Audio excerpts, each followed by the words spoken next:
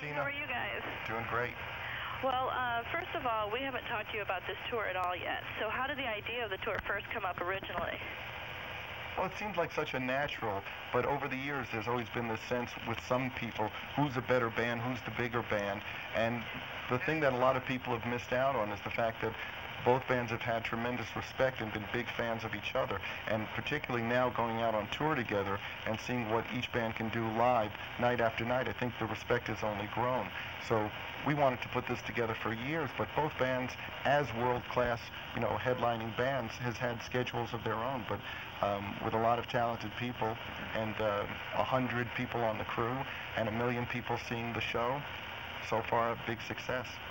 So you don't feel competition personally? That's something other people have said?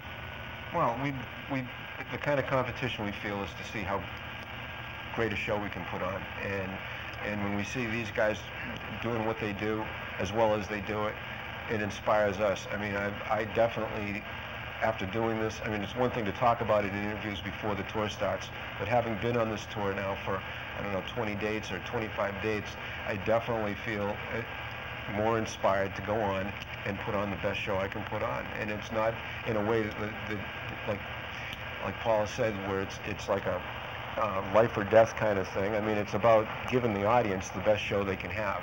And so the audience in the end benefits, and we have a great time. So it's win-win. That's great. Were you pretty confident that it was going to be a success, the first leg of the tour? Well, we were confident that it was going to sell a lot of tickets. That was never the point.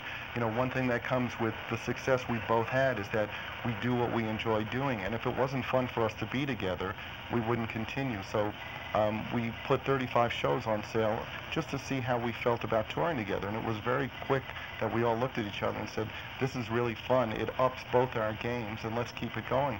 Every night we hit the stage, we go out there knowing Aerosmith's going to play tonight. And you better believe that we go out there for everything it's worth.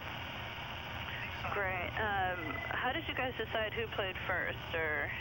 Well, it actually was more of a technical thing because their stage set is so big that they need the time to turn the stage around and tear it down and throw it in the trucks. If we had done it the other way, we might not be able to make it to the next city. So it worked out well like that. Are you guys going to be doing anything different on this leg of the tour than you did on the first? I mean, are you tweaking anything, or? Well, it's always important for people to remember that most people only see the band once, so the show could change. I know that Aerosmith will be, changing songs. We'll be changing songs, but at least our philosophy has always been we don't change things because we're bored. It's the audience's first night to see something, and we owe them the best. Sometimes people say, why don't you play obscure songs? I usually tell them the reason a song is obscure is because it's not as good as another song. So that's usually our philosophy, and Aerosmith has theirs. And also, we've been playing outdoors all summer. There's one dynamic that you have when you play outdoors, and it's a little more open. There's the whole tailgate party vibe. When you play indoors, the whole dynamic of the show changes. It's more contained. It's more of a pressure cooker. So that alone will give the whole vibe of the night a different kind of energy. And I think I like it. The sound is tighter, and the indoor vibe is it just seems even more electric than outdoors. I think we both prefer playing indoors. There's something great about being outside with the stars, but rock and roll is about that contained energy and that explosive quality that kind of bursts out from the stage, and I think we're both looking forward to the indoor leg of the tour, and judging by the ticket sales, there's a lot of fans who are looking forward to it too. What is it like for you to rock the same audiences? Do your fans overlap? Is everybody singing everybody's songs, I think that's probably one of the best parts of it for me is seeing people in Gene Simmons makeup and Paul Stanley makeup singing along to Aerosmith songs, and seeing the Aerosmith T-shirts singing the Kiss songs, and it's just such a perfect match. There were a lot of people that were in the front of the tour. We go, well, are the fans going to get along and all that? And they said, man, the crossover is if you're a Kiss fan, you're probably an Aerosmith fan, and vice versa. So it's actually worked out really well. But it's you definitely see the demarcation. You know, the kids with their Kiss shirts and the Aerosmith shirts, and but there haven't been any serious altercations. It's been great. If anybody's gotten hurt, it's because everybody's putting their fists up in the air, and it may have hurt, hit somebody. But other than that, it's just been awesome. It's really been, beyond anything I think either band expected.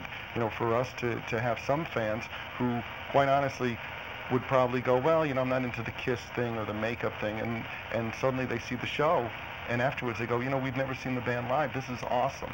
So it's really a chance for a mingling of the audiences. We have a common audience between the two of us, but there's also fans who maybe had an allegiance to one or the other who've really seen that both of these bands are the real deal and can do something most bands can't.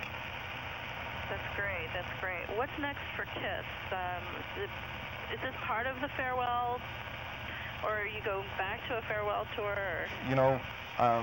A few years ago we thought we had climbed every mountain, and we thought it doesn't get any better than this. But when you have opportunities that come up, like either the Kiss Symphony playing with a 70-piece orchestra or doing a tour with Aerosmith, you say, something, tie on those boots and let's get out there and do what we do best. And we're really, really happy to be out here, and there's no end in sight. Great. Hey, Tina, that's a wrap. We got to run. Oh, okay, thanks. Okay, bye. Thanks, guys. Bye. Take care.